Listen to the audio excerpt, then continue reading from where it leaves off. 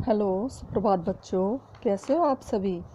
मैं Shrimati Geeta Saini MN international school Malakheda कक्षा 7 की संस्कृत की पाठशाला में आप सभी का स्वागत है। बच्चों, हमारी जो संस्कृत की पाठशाला है उसमें आपकी जो पाठ्य पुस्तक है सुगम संस्कृत, उसमें हमारे अध्याय 8 पूरे हो चुके थे।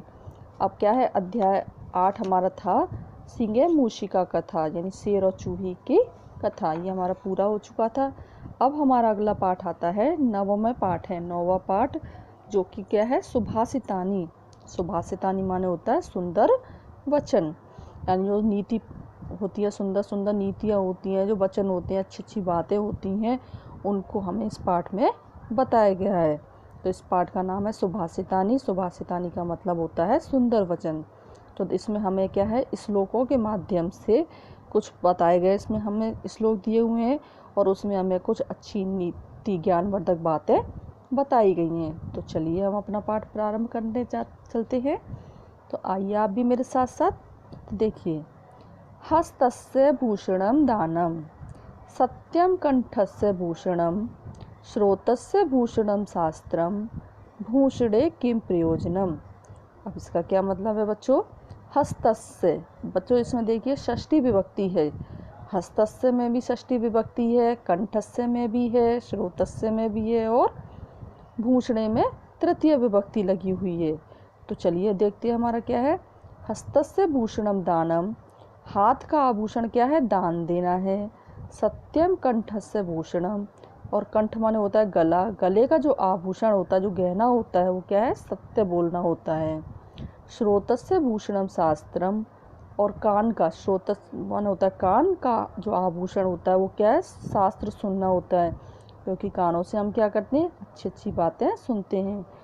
भूषणे किम प्रयोजनम, भूषण कहते हैं अन्य आभूषणों से, किम माने क्या, प्रयोजन माने मतलब, यानी अन्य आभूषणों से क्या मतलब। हाथ का आभूषण दान देना है, गले का आभूषण सत्य बोलना है, कान का आभूषण शास्त्र सुनना है, और अन्य आभूषणों से क्या मतलब। तो आगे आप लोगों की समझ अच्छे से। चलिए एक बार फिर से बता देती हूँ मैं इसको आपको। हाथ का आभूषण दान देना होता है, क्योंकि हम दान किससे देते हैं, हाथ से देते हैं। और कंठ यानी गले का जो आभूषण है वो क्या है, सत्य बोलना है, क्योंकि हम गले से बोलते हैं, आवाज़ हमारी गले से निकलती है ना। तो जो सत्य बोलना है वो किसका आभूषण है, गले का। श्रोतस्य आभूषणम शास्त्रम, कान का आभूषण है शास्त्र सुनना। भूषणे किम प्रयोजनम, और अन्य आभूषणों से क्या मतलब। अब चलिए अब अगला देखते हैं।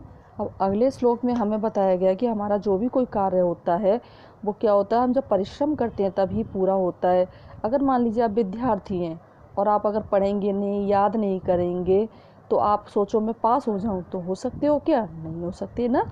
तो उसके लिए आपको पास होने के लिए क्या करना पड़ेगा, पढ़ना पड़ेगा, याद करना पड़ेगा, मेहनत करनी पड़ेगी। तो उसी तरह से हमें शेर के द्वारा एक परिश्रम के बारे में बताया गया है। उद्यमेन ही सिद्ध्यन्ति कार्याणि न मनोरथे, नहीं सुप्तस्य सिंहस्य प्रविशन्ति मुखे मृगः। क्या है, उद्यमेन, उद्यम माने होता है बच्चों परिश्रम, तृतीय विभक्ति लगी हुई है। परिश्रम से ही, सिद्ध्यन्ति माने सिद्ध होते हैं, पूरे होते हैं, कार्याणि माने कार्य, परिश्रम से ही कार्य पूरे होते हैं। न मनोरथे यानी मन की इच्छाओं से नहीं। नहीं सुप्तस्य सिंहस्य प्रविशन्ति मुखे मृगा, जैसे सोए हुए शेर के मुंह में हिरन प्रवेश नहीं करता। यानी जब हिरन को अगर शेर खाना चाहता है तो उसके लिए शेर को क्या करना होगा, जागना पड़ेगा, उसके पीछे जाना पड़ेगा, परिश्रम करना पड़ेगा, तभी वह शेर को प्राप्त, वो हिरन को प्राप्त कर सकता है। हिरन खुद थोड़ी चल के आएगा कि लो मुझे खा लो। तो कह रहे हैं, उसी तरह से कह रहे हैं कि जिस प्रकार सोए हुए शेर के मुंह में हिरन प्रवेश नहीं कर सकता, मृगा माने होता है हिरन, हिरन प्रवेश नहीं कर सकता, उसी प्रकार से परिश्रम करने से ही सभी कार्य पूरे होते हैं, मन की इच्छाओं से नहीं। अब आगे देखते हैं, आगे क्या किसके द्वारा बताया गया है इसमें।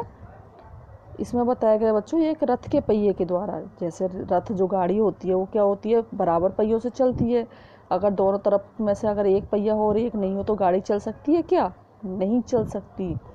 तो उसी तरह से उन्होंने बताया है कि यथा ही एकेन चक्रेण न रथस्य गतिः भवेत् एवं पुरुषकारेण विना देवम न सिद्ध्यन्ति।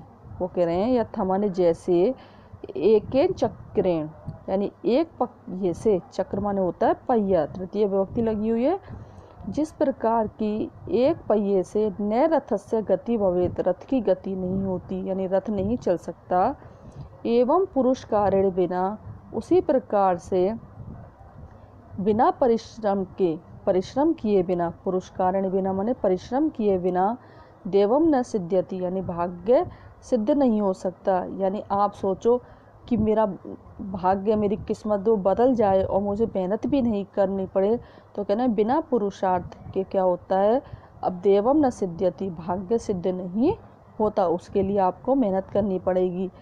क्योंकि जब तक दोनों चीज़ बराबर से नहीं होंगी, जिस प्रकार से भाग्य है उसी प्रकार से अगर पुरुषार्थ नहीं करोगे, मेहनत नहीं करोगे, तो क्या है, जैसे एक पहिए में, रथ में क्या है, एक पहिया लगा हुआ है, अगर दूसरा पहिया नहीं हो तो रथ नहीं चल सकता। उसी प्रकार बिना पुरुषार्थ के, बिना परिश्रम, बिना मेहनत के भाग्य सफल नहीं हो सकता। तो ये हमारे हो गए। अब अगला देखते हैं, नमन्ति फलिने वृक्षा नमन्ति गुणिने जना शुष्क वृक्षास्य मूर्ख जनाश्च न नमन्ति कदाचन। अब इसमें बच्चों क्या बताया गया है, फल वाले वृक्षों के बारे में और गुणवान व्यक्तियों के बारे में बताया गया है, और उनका उदाहरण किससे दिया है, सूखे वृक्षों से और मूर्ख लोगों से दिया हुआ है। तो चलिए देखते हैं क्या है इसमें। नमन्ति फलिने वृक्षा यानी नमन्ति माने झुकते हैं, फलिने माने फल वाले, वृक्ष माने वृक्ष यानी फल वाले पेड़ ही झुकते हैं।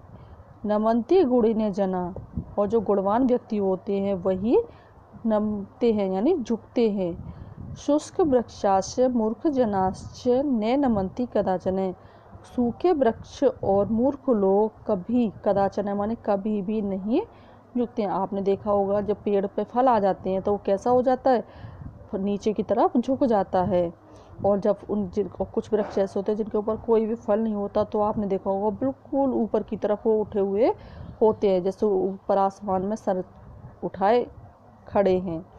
तो वो कह रहे हैं कि फल वाले वृक्ष ही झुकते हैं और गुणवान व्यक्ति ही झुकते हैं।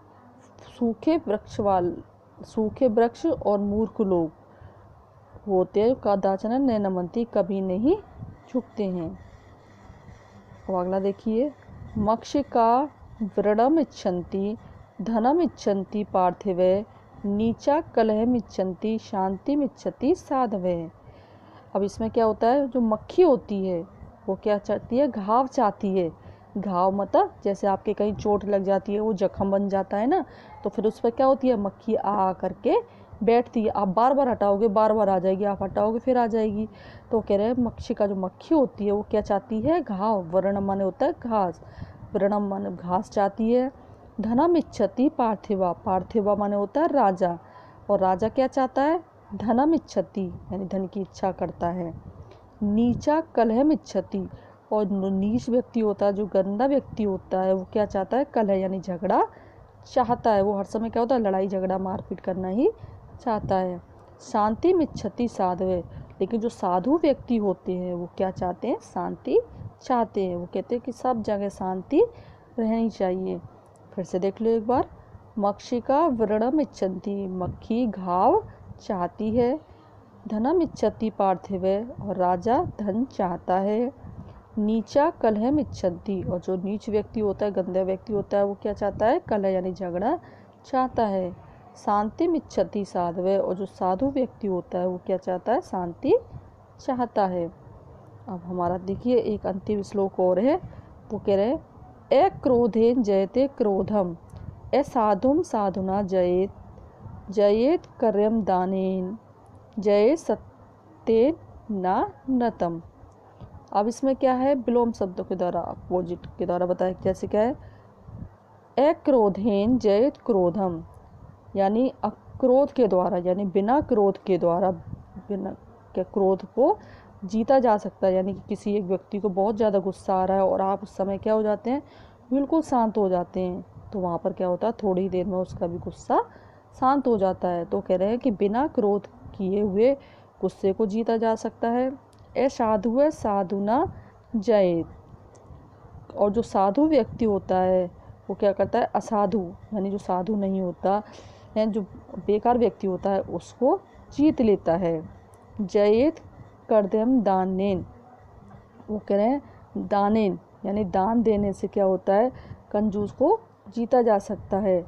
जये सत्येन नानृतम, और कह रहे हैं सत्य के द्वारा यानी सत्य बोल करके आप क्या कर सकते हो, असत्य, नानृतम माने उत्तर, चय माने और, सत्य माने सत्य से, अनृतम माने होता है झूठ को, जयत माने जीता जा सकता, उस पर विजय प्राप्त की जा सकती है। तो वो इसमें क्या बता रहा है आपको, देखिए अब इसमें क्या होता है, सब इसके अब शब्दार्थ दिए हुए हैं आपको। तो अब एक श्लोक अंतिम है, इसको और पढ़ लीजिए। तो कह रहे हैं अक्रोधेन जयेत क्रोधम, अक्रोध से यानी शांत रहने से क्रोध को जीता जा सकता है। और साधु नाम जयेत साधु, ठीक है, और साधु भाव से क्या हो जाता है, जो असाधु गलत व्यक्ति होता है उसको जीत सकते हैं। जयेत कर्दम दानेन, कर्दम माने होता है कंजूस को दान के द्वारा जीता जा सकता है। और सत्य से असत्य को यानी झूठ को जीता जा सकता है। तो इस तरह से बच्चों हमारे क्या हुए, ये हमारे सुंदर वचन हो गए जो हमारे जीवन में काम आने वाली चीज़ हैं। तो ये हो गए। तो आज के लिए इतना ही। अब इससे आगे हम क्या है अपनी अगली कक्षा में देखेंगे।